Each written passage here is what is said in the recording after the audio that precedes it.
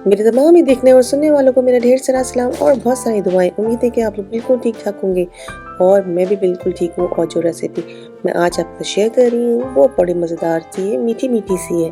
तो जी हाँ, मैं बना रही हूँ आज खीर और ये बड़े मज़ेदार सी स्टाइल की खीर मैं बनाने लगी हूँ और कुछ अलग से तरीके से। तो चलिए मेरे साथ चलिए और देखिए मैं किस तरह खीर बनाती हूँ। मैं आ गई अपने किचन के अंदर और यहाँ जो सारा सामान रखा है वो जाएगा हमारी इस रेसिपी के अंदर।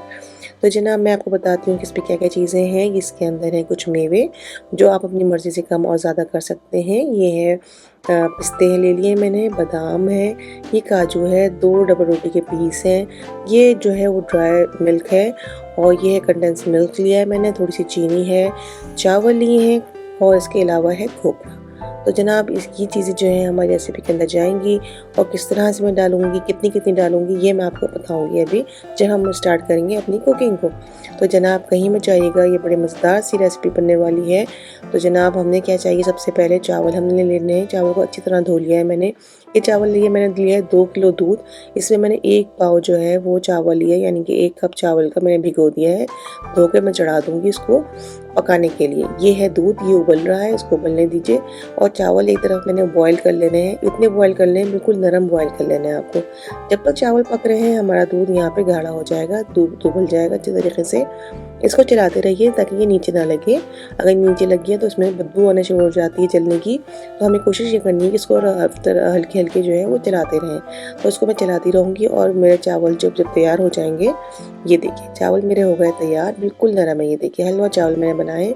इसको मैंने ग्राइंड कर लेना है। इसके अंदर जो हमारे 2 टोस्ट के पीस हैं वो भी मैं इसके अंदर ऐड कर दूंगी। ये देखिए 2 पीस जो हैं टोस्ट के, ये इसके अंदर मैं डाल दूंगी चावलों के अंदर ग्राइंड करने के लिए, ताकि एक साथ ही ये दोनों चीज़ें ग्राइंड हो जाएं अच्छी तरीके से। ये देखिए, और इसके साथ जो ड्राई मिल्क है वो भी मैं इस पर डाल दूंगी। ड्राई मिल्क जो मैंने लिया है वो 3-4 जो टेबल स्पून थे भर के वो मिले। ये देखिए पेस्ट बन गया आराम से। ये देखिए कितना अच्छा सा थिक सा पेस्ट बन गया। अब मेरा दूध भी तैयार है, काफ़ी उबल गया है। तो बस इसके अंदर मैंने डाल देना है इस मिक्सर को।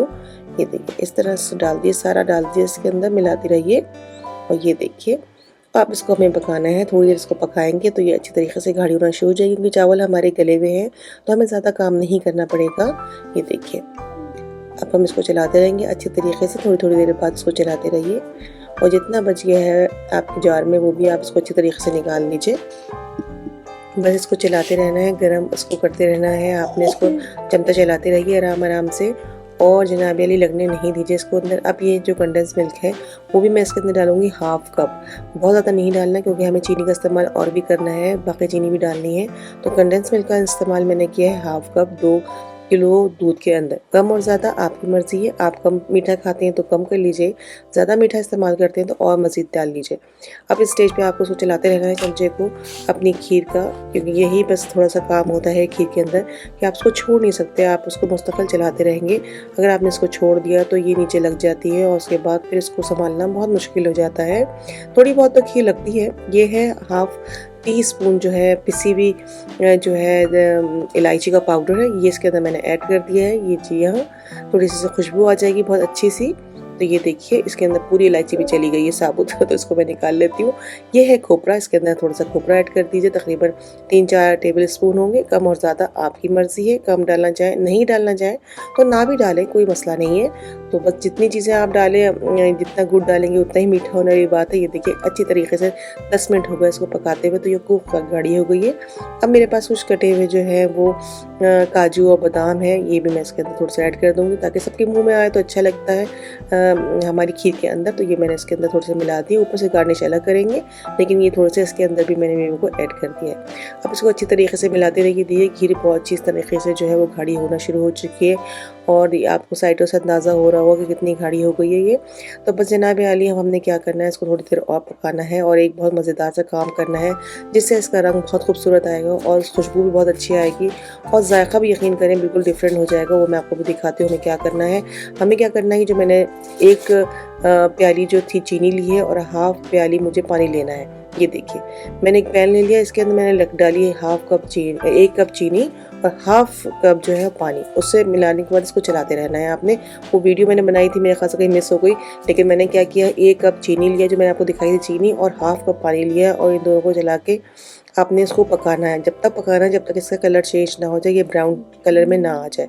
हल्के हल्के चलाते रहिए इसे, तो आप चलाते रहेंगे तो इसका ब्राउन कलर आ जाएगा। और जब ब्राउन कलर आ जाए तो बस इसको हमने क्या करना है वो आप देखिए हमने क्या करना है। बहुत मज़े की ये बनी है। अल्लाह करे जब आप इसको ट्राई करें तो आपकी रेसिपी मेरी रेसिपी से ज़्यादा अच्छी बने, मज़ेदार बने। और आप इसको हमेशा इसी तरीके से बनाएं। ये देखिए काफ़ी गाढ़ी होना शुरू हो गई। 5 मिनट लगेंगे इसको बनाने में। 5 मिनट के बाद ये कलर जो है वो चेंज करना शुरू कर देगी, ब्राउन हो जाएगी। तो बस हमें यही करना है कि अच्छा सा कलर लेके आना है, क्योंकि हमें इसे करना है खीर के अंदर ऐड। अगर हम इसका अच्छा सा कलर आएगा तो ही हमारी खीर का भी कलर अच्छा आएगा। थोड़ा सा डार्क ब्राउन कर लीजिए। ये देखिए अब ये बहुत तेज़ी से जो है वो अपना कलर चेंज करेगी सेकंडों में। तो आपको बहुत ख्याल रखना है, बहुत ज़्यादा काला नहीं करना। बस अब आपने क्या करना है, जल्दी से उठाइए इसको यहाँ से और इसको ऐड कर दीजिए अपनी खीर के अंदर। ये देखिए बस जनाब, ये देखिए ये रंग हमें चाहिए था कैरेमल स्टाइल का। और ये देखिए बस इसके अंदर हल्के हल्के ऐड करने हैं। एहतियात से ऐड कीजिएगा क्योंकि ये पानी है तो ये उबलेगी खीर के अंदर जाके। तो उसको आप अपना हाथ मत जलाइएगा, खुदा ना करे कि आपके हाथ में तकलीफ हो जाए। तो उसको आराम आराम से जो है वो डालिएगा, हल्की हल्की करके जिस तरह मैंने डाली है। तो बस जनाब अब इसको आप अच्छी तरीके से मिला दीजिए, घुमा लीजिए, फिरा लीजिए। तो ये बिल्कुल इसके अंदर मिक्स हो जाएगी। और जो मैंने कंडेंस मिल्क वहाँ कम डाला था तो वो उसने इसकी कमी पूरी कर दी। तो तकरीबन आपने 1 कप चीनी जो मैंने इसके अंदर ऐड की है और जो हाफ कप जो कंडेंस मिल्क मैंने ऐड किया था इसके अंदर, तो वो बिल्कुल नॉर्मल मेरी मिठास रही। और तो मैं इसी तरह मीठा खाती हूँ। आपको कम और ज़्यादा अपनी मर्ज़ी से कर सकते हैं, बस आप कहीं ना जाइएगा। और देखिएगा मेरा फाइनल लुक में मैंने किस तरह इसको डेकोरेट किया है, किस तरह मैंने पिस्ते और बादाम और काजू को कलर कर लिया था फूड कलर डाल के। तो मैंने बड़ी मेहनत से इसको डेकोरेट किया है। तो आप भी ज़रूर देखिएगा कि मैंने इसको किस तरह डेकोरेट किया है।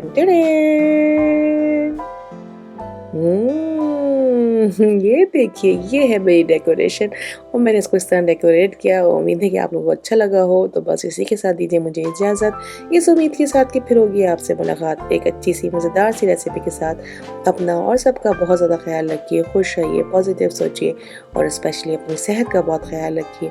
आपने मेरी इस वीडियो को लास्ट तक देखा इसका भी बेइंतहा शुक्रिया। और अगर आपको मेरी रेसिपी अच्छी लगी हो तो अपनी फैमिली के साथ, अपने फ्रेंड के साथ भी ज़रूर शेयर कर दीजिएगा, उनको मत भूलिएगा। और जनाब अली, अगर आपने मेरा चैनल सब्सक्राइब नहीं किया तो प्लीज़ इसको सब्सक्राइब भी कर लीजिए और कोशिश कीजिएगा कि मुझे अपने फीडबैक भी दीजिए।